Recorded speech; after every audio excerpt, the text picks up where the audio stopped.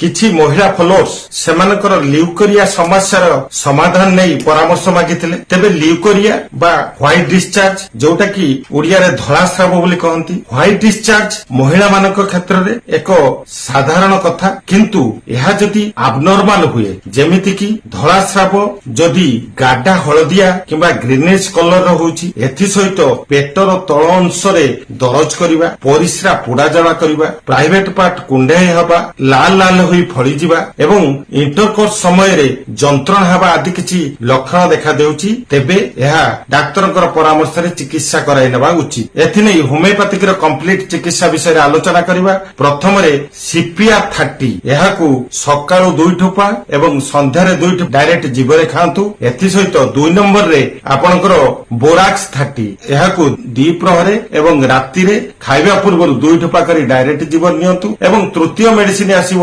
ADL କମ୍ପାନୀର ADL 15, ଏହାକୁ ଅଧ କପ୍ ପାଣିରେ 15 ଠୋପା ସକାଳୁ ଦ୍ୱିପ୍ରହରେ ରାତି 3 ଟାଇମ୍ ଖାଆନ୍ତୁ। ତା ସହିତ ବାୟୁ କମ୍ବିନେସନ 13 ଅର୍ଥାତ୍ ବାୟୁ କମ୍ବିନେସନ 13 ନମ୍ବର, ଏହା ଟେବଲେଟ ଫର୍ମରେ ଆସେ।